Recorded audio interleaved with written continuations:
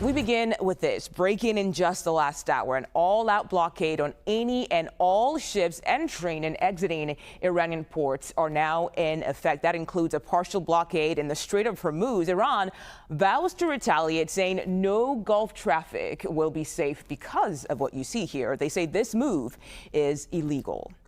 Meanwhile, President Donald Trump posted this new warning just moments ago. He says, quote, if any of these ships come anywhere close to our blockade, they will be immediately eliminated using the same system of kill that we used against the drug dealers on boats at sea. The threat follows this message from Vice President J.D. Vance. The bad news is that we have not reached an agreement. And I think that's bad news for Iran, much more than it's bad news for the United States of America. So we've made very clear what our red lines are, what things we're willing to accommodate them on, and what things we're not willing to accommodate them on. And we've made that as clear as we possibly could. And they have chosen not to accept our terms. Now, Vance is back in the U.S. without a deal with Iran. The main sticking point, according to the vice president, Iran refusing to give up its nuclear ambitions. Retired Marine Corps veteran and CIA Special Operations vet Elliot Ackerman served 5 tours in Iraq and Afghanistan, where he received a Silver and Bronze Star for valor. He is now a CBS News contributor, and he joins us right now. Thank you so much for your time today, Elliot. Can you talk to us about how this blockade, how could it escalate this ongoing war? Well, really, in 2 ways. First, the blockade eliminates any ability that Iran has to export oil from the region, and that has been a source of financial aid for the Iranians. But another way we could possibly see the blockade escalating the war would be if there were an incident between the Iranian Navy, or what's left of it, and any U.S. ships. So, we're going to have to see how this plays out.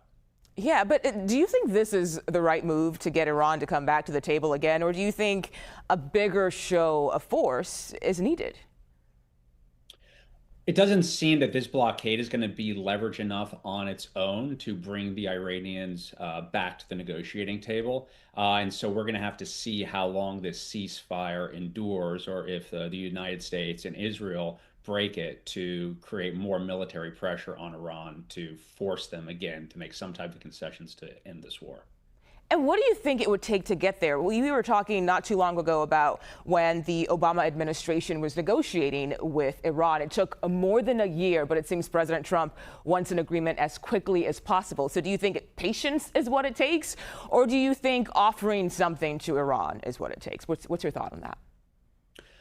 Well, I think that's what's difficult, is that this blockade, that's a strategy of economic warfare against Iran. So it's one that on the part of the United States would take a degree of patience. It would be us cutting off their ability to raise money through the revenue they get from oil sales. And that would take quite a bit of time. And that doesn't seem to be something that the administration has an appetite for. And I think, one of the challenges that we're seeing is this sticking point of the negotiation, which is on the Iranians, being unwilling to completely disband their nuclear program. And that, I think, is going to continue to be one of the biggest sticking points we see in ending this war.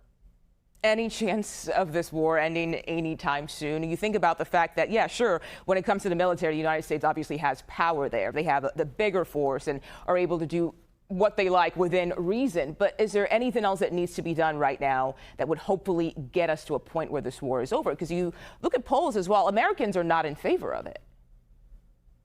And I think the Trump administration, is in a very difficult position right now. As you mentioned at the opening, I'm a veteran of a couple of wars that went on for almost 20 years, and that should be a testament to the fact that wars are much easier to start than they are to finish sometime. And I think the Trump administration is clearly looking for a way to wrap this up, but that is elusive at this moment. So we have to see what's going to come down the pipe.